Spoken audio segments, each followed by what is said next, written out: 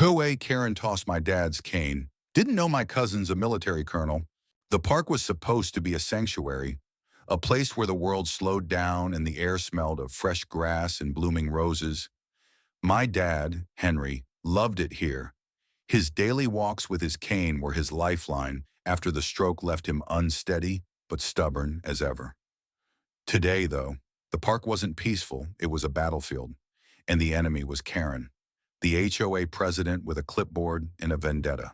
Dad had been coming to this park for years, long before the neighborhood association decided it needed rules to keep things civilized. He'd shuffle along the gravel paths, his cane tapping a steady rhythm, stopping to chat with joggers or toss crumbs to the ducks. At 78, he was a fixture here, his warm smile and old war stories earning him nods from strangers and treats from the ice cream truck guy. But Karen, she didn't care about any of that. To her, Dad was just a problem, an obstacle to her vision of a pristine, orderly community. It started small, as these things often do. Karen, with her bleach blonde bob and perpetually pinched expression, had been patrolling the park for weeks, armed with a megaphone and a list of regulations longer than a CVS receipt. No dogs off leash, no picnics without a permit, no loitering near the flower beds. Dad, with his slow gait and tendency to pause and admire the roses, was an easy target. She'd been hounding him for days, claiming his cane was damaging the gravel paths. It's a safety hazard. She'd snap, as if a 78-year-old man leaning on a stick was the real threat to public order. I'd warned Dad to ignore her, to keep doing what he loved. "She's just a busybody with too much time," I said, helping him tie his shoes one morning. "Don't let her ruin your walks." He chuckled, his eyes crinkling. "I've faced worse than Karen and Ellie. She don't scare me." But I could see the strain in his face, the way his shoulders sagged a little more each time he came home from the park. Karen wasn't just annoying, she was wearing him down. The tension built like a storm cloud. Karen's complaints escalated from passive-aggressive notes taped to our mailbox to full-on confrontations. One afternoon, she cornered Dad near the duck pond, waving her clipboard like a weapon. "You're ruining the aesthetic," she barked, loud enough for half the park to hear. "Your cane's scratching the paths, and you're trampling the grass, Dad." Ever the gentleman tried to explain that he needed the cane to walk, that the park was public property, but Karen wasn't having it. "Rules are rules," she said, her voice dripping with condescension. "If you can't follow them, stay home." I wasn't there that day, but the story spread like wildfire. A kid on a skateboard, barely 16, saw the whole thing and told me later at the community center, "Your dad looked like he was gonna cry," he said, shifting uncomfortably. But he didn't back down. He just kept saying, "Ma'am, I fought for this country. I can walk in this park." That was Dad, quiet, stubborn, proud. But the kid's words hit me like a punch. Karen wasn't just bullying him. She was humiliating him. I felt my blood boil, but I told myself to stay calm. Dad didn't need me starting a war. Not yet. Then came the twist I didn't see coming. A few days later, I got a call from Mrs. Nguyen, the sweet older lady who ran the park's gardening club. She'd always had a soft spot for Dad, sneaking him extra cookies at the club's bake sales. "Ellie," she whispered, her voice tight, "you need to know something. Karen's been telling people your dad's faking his injury to get sympathy. She's saying he doesn't need that cane." I froze, gripping the phone so hard my knuckles turned white. Faking it, Dad, who'd spent months in physical therapy just to stand again, who still woke up wincing from the pain in his legs. I thanked Mrs. Nguyen, hung up, and sat there, shaking. This wasn't just Karen being a nuisance anymore. This was personal. I wanted to storm over to Karen's house right then, but Dad stopped me. "Don't give her the satisfaction," he said, his voice low but firm. "She wants a fight. Don't give it to her." I nodded, but inside, I was seething. I started going with him to the park, partly to keep him company, partly to keep Karen at bay.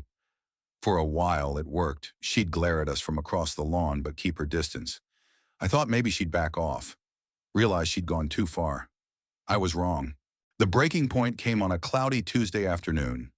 The park was bustling, kids on bikes, couples picnicking, a yoga class stretching near the gazebo. Dad and I were near the rose garden, his favorite spot, when Karen appeared like a vulture circling a carcass. She had her megaphone, her clipboard, and a smirk that made my stomach churn. "Henry," she said, her voice amplified for maximum humiliation. "I've warned you about that cane. You're damaging park property again." Dad stopped, leaning heavily on his cane. "Karen, I'm just walking. I ain't hurting nobody." His voice was calm, but I could see his hand trembling on the cane's handle. I stepped forward, ready to intervene, but Karen was faster. In one swift motion, she grabbed the cane from Dad's hand and tossed it into the flower bed. The crack of wood against dirt echoed like a gunshot. Roses, red, pink, white, were crushed under the impact, their petals scattering like blood on the ground. Dad stumbled, catching himself on my arm, his face pale with shock. The park went silent.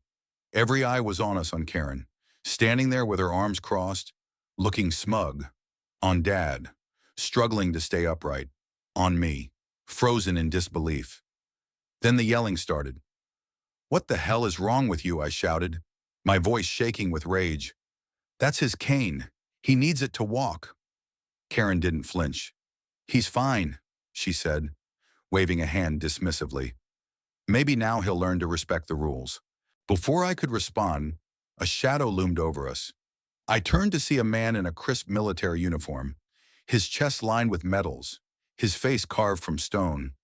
It was my cousin Marcus, a colonel in the army, in town for a rare visit. I hadn't even known he was at the park. He'd been watching from a bench, catching up with Dad before heading back to base. His eyes, usually warm and kind, were now cold as steel as he stepped between Karen and Dad. "Ma'am," Marcus said, his voice low but carrying the weight of 1,000 drills. "You just assaulted a disabled veteran. You threw his mobility aid into the dirt and destroyed public property in the process." He pointed to the mangled flower bed, the broken cane lying among the ruined roses. "You're going to pick that up, apologize, and leave this man alone." Karen's smirk faltered, but she doubled down. "I'm the HOA president," she snapped. "I make the rules here." "That cane was a hazard," the crowd murmured, some nodding in agreement, her loyal HOA cronies. No doubt, but most looked horrified. Marcus didn't blink. He pulled out his phone, already dialing. "Let's see what the police think about that," he said. "And while we're at it, I'll have my JAG officer look into those rules of yours. Sounds like harassment to me." The air crackled with tension. Karen's face went red, then white, as she realized who she was dealing with. The crowd closed in, phones out, recording every second. Mrs. Nguyen appeared, her gardening gloves still on, and started shouting about the destroyed roses. "Those were my babies," she cried, pointing at the wreckage. 2 months of work, gone. The kid on the skateboard was back, too, yelling. "She's been bullying everyone. Last week she fined my mom for feeding the ducks." Karen tried to backpedal, stammering about misunderstandings and park safety, but the crowd wasn't having it. A park ranger, alerted by the commotion, pushed through, demanding answers. Marcus handed him the broken cane, explaining calmly but firmly what had happened. The ranger's face hardened. "Ma'am, you're banned from the park pending an investigation," he said. "And you're lucky if this man doesn't press charges." Dad, still leaning on me, finally spoke. "I don't want trouble," he said, his voice steady now. "I just want to walk in my park." The simplicity of it broke something in me. This wasn't just about a cane or some flowers. It was about dignity. About a man who'd given everything for his country being treated like garbage by someone who thought she was above him.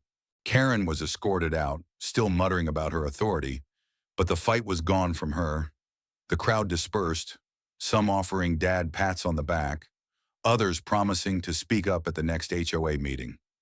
Marcus helped Dad to a bench, and I retrieved the cane, what was left of it. The handle was cracked, the wood splintered, It was unusable. I wanted to scream, but Dad just squeezed my hand. It's just a stick.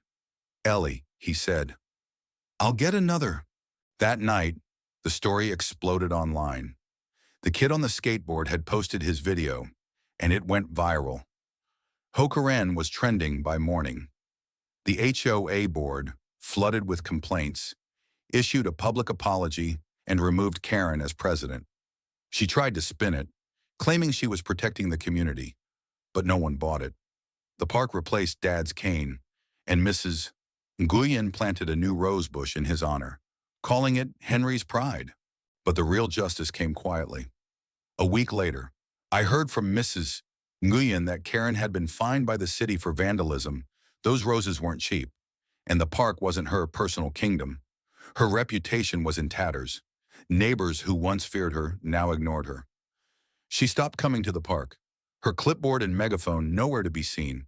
Dad's back to his walks now, a new cane in hand, his smile a little brighter. Marcus stayed a few extra days, regaling Dad with stories from the base, keeping the mood light. But the lesson lingered. People like Karen thrive on power they don't deserve. And sometimes it takes a community and a colonel to remind them they're not untouchable. What do you think? Was Karen just enforcing rules? Or did she cross a line? Share your thoughts. I'm curious where you stand.